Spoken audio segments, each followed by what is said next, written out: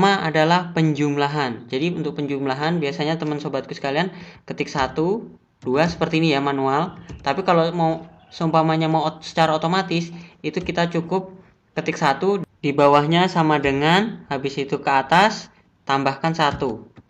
Nah, teman-teman yang nomor 2 ini tinggal ditarik saja ya, tinggal ditarik seperti ini secara otomatis. Jadi kalau nomor satunya di tengah, 1 di bawah akan secara otomatis seperti itu. Yang pertama itu adalah penjumlahan dengan cara, bisa juga teman-teman melakukan dengan cara seperti ini. 1 ini nomor 2, habis itu ini di blok, habis itu ditarik seperti ini, thread. Nah, seperti ini. Tapi ini enggak secara otomatis ya. Secara otomatis ada menggunakan plus. Yang kedua yaitu penggunaan konta. Konta itu adalah menjumlah berapa sih yang sudah terisi dalam kolom. Seperti ini kan ada bolong, yang ada yang sudah terisi. Jadi berapa sih yang sudah terisi dalam kolom? Kita ketikkan di sini sama dengan konta, ya ini konta. Nah, habis itu kita blok dalam kurung enter. Nah, ada 7 yang terisi. Kita tinggal ke kanan, tinggal tarik. Nah, di sini ada 9, berarti ada bolong 1. Seperti itu. Untuk konta itu untuk menjumlah. Kalau totalnya banyak, kita bisa lihat mana sih ada, siapa tahu ada yang belum terisi seperti itu. Yang ketiga adalah sum. Sum itu adalah penjumlahan. Jadi, sum ini biasanya sering kita gunakan kalau menjumlah angka tertentu. Sama dengan sum, habis itu dalam kurung, di blok, tutup kurung, enter. Nah, seperti ini untuk menjumlahkan total tertentu. Pasti teman-teman sudah banyak yang tahu ya. Untuk berikutnya yang keempat adalah average. Average ini adalah untuk rata-rata. Jadi nilai rata-rata sebuah nilai. Jadi kalau semuanya matematika bahasa Indonesia ini rata-ratanya berapa? Kita tinggal ketik sama dengan nah, ini udah ada average, tinggal diklik, habis itu kita blok. Kita blok selnya, habis itu ditutup kurung, enter.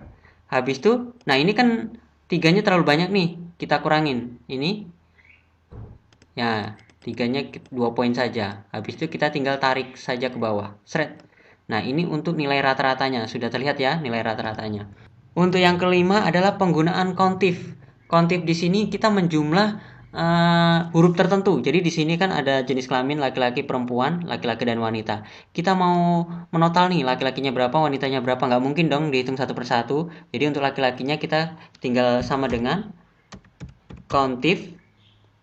Ya, ini kontif. Habis itu kita blok semuanya. Setelah kita blok titik 2, nah titik 2 seperti ini, habis itu tanda kutip, habis itu kodenya kalau laki-laki kan L itu, L tanda kutip, tutup kurung, enter. Nah, seperti ini. Jadi L-nya laki-laki adalah 6. Nah, untuk wanitanya kita tinggal copy, habis itu paste di sini. Nah, kita cek dulu. Nah, ini karena turun ke bawah kita harus geser ke atas. Habis itu L-nya diganti dengan W. Nah, laki-lakinya 6, wanitanya 4. Itu adalah penggunaan kontif. Selanjutnya penggunaan if. Penggunaan if ini biasanya kita gunakan untuk ketentuan tertentu. Jadi ada semuanya di pelajaran sekolah itu dinyatakan lulus atau tidak lulus. Biasanya kalau di ujian admin pada saat kita masuk kerja ini biasanya sering terjadi. Teman-teman harus paham nih. Nah, penggunaan if. Jadi di sini nilai kita lihatnya dari nilai rata-rata. Nilai rata-rata 83, 78. Nah, dari nilai ini kira-kira lulus nggak? Kalau nilainya di bawah 80 tidak lulus, kalau di atas 80 itu lulus. Jadi kita cukup sama dengan if. Nah, penggunaan if ini, habis itu kita blok yang ini, selnya, habis itu lebih kecil dari 80. Nah, habis itu titik koma, tanda kutip tidak lulus. Tidak lulus ya, untuk lebih kecil dari 80. Dan titik koma lebih besar daripada itu, tanda kutip lulus. Tanda kutip dalam kurung enter. Nah, seperti ini. Lulus kan? Nah, untuk ke bawahnya kita tinggal tarik seperti ini, shred. Nah, kelihatan kan ada yang lulus, ada yang tidak lulus secara otomatis. Rumus berikutnya adalah penggunaan VLOOKUP. VLOOKUP ini untuk memanggil sebuah data. Jadi semuanya kita memiliki database seperti ini. Habis itu kita mau manggil, kita biasanya mau nyetak seperti ini, data seperti ini, kita mau cetak dalam form seperti ini, otomatis kita harus panggil menggunakan kode. Ini kodenya ya, tempat kolomnya kita siapin kolomnya. Tahap pertama silakan kalau sudah kita siapkan datanya, kita klik selnya, habis itu sama dengan VLOOKUP. Kita mau manggil nama ya, kita mau manggil nama VLOOKUP. Habis itu selnya yang ini untuk pengisian datanya. Habis itu titik koma. Habis itu kita blok bagian selnya. Ini sel untuk database-nya ya. Kita blok. Titik koma. Kita nomor berapa kalau nama? Nama ini 1, 2. Nomor 2 ya. Habis itu nomor 2. Dalam kurung, enter. Nah, dia otomatis tuh hijau. Untuk jenis kelaminnya, kita tinggal geser saja. Shred. Tapi kan ini kalau digeser, otomatis error ya. Nah, kita caranya nggak seperti itu. Caranya seperti ini. Kita klik dulu, habis itu kita kunci rumus yang ini, yang kode ini, yang J sampai dengan ini. Kita kunci dengan F4, klik F4 di keyboard. Nah, ada dolarnya ya, habis itu enter.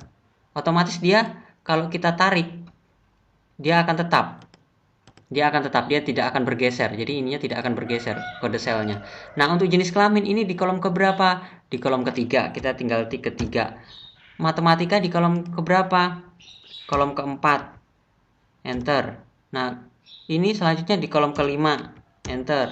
Ini selanjutnya di kolom ke-6, enter. Selanjutnya untuk nilai rata-rata di kolom ke-7, enter. Nah, kelihatan kan nilai rata-ratanya 83. Sebelumnya kita coba klik Sarjono nomor 4. Sarjono nomor 4, enter. Nah, Sarjono nomor 4. Nah, nilainya 78 kan. Terakhir semuanya Bejo Ireng nomor 10. Kita klik nomor 10.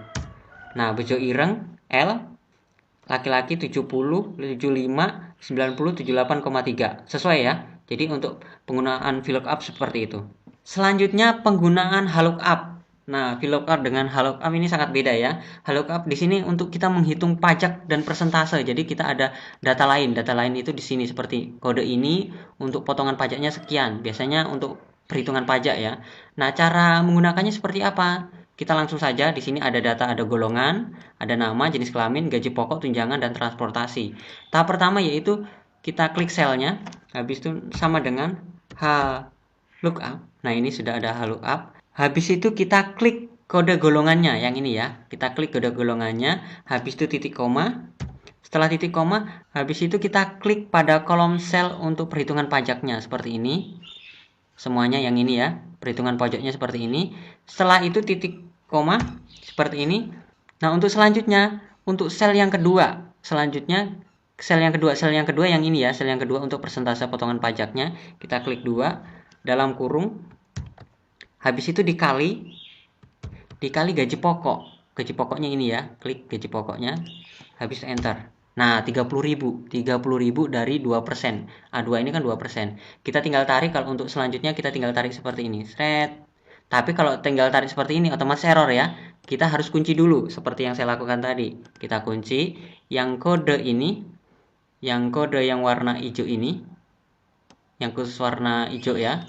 Habis itu di counter F4. Nah, dolar, enter. Yang ini supaya nggak bergeser. Kita tinggal tarik. Set. Nah, kelihatan kan pajaknya VLOOKUP. Jadi kita menghitung pajak itu hanya cukup satu kali tarik, semuanya sudah terlihat. Selanjutnya adalah penggunaan lower. Lower di sini adalah untuk merubah huruf besar menjadi huruf kecil semua. Jadi teman-teman kalau di sini huruf besar menjadi mau dijadikan huruf kecil semua, ya tinggal sama dengan lower. Habis itu klik selnya dalam kurung, enter. Nah, dia menjadi huruf kecil semua. Berikutnya cara ke-10. Cara ke-10 yaitu merubah huruf kecil menjadi huruf besar semua.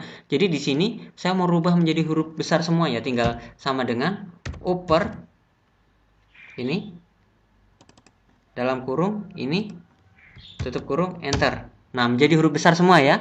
Yang terakhir adalah merubah awalan kata itu menjadi huruf besar dan sisanya menjadi huruf kecil semua. Ini kan ada huruf besar semua, habis itu ada huruf kecil semua. Kita awalannya menjadi huruf besar semua, sisanya huruf kecil, sama dengan proper ini, klik selnya dalam kurung, tutup. Nah, sudah jadi ya, sesuai dengan perintah. Oke sobatku, itu saja 11 dasar Excel untuk admin kantor untuk memperlancar pekerjaan. Semoga bermanfaat. Jangan lupa like, komen, dan subscribe, dan sampai jumpa di video-video saya selanjutnya. Sekian dan terima kasih.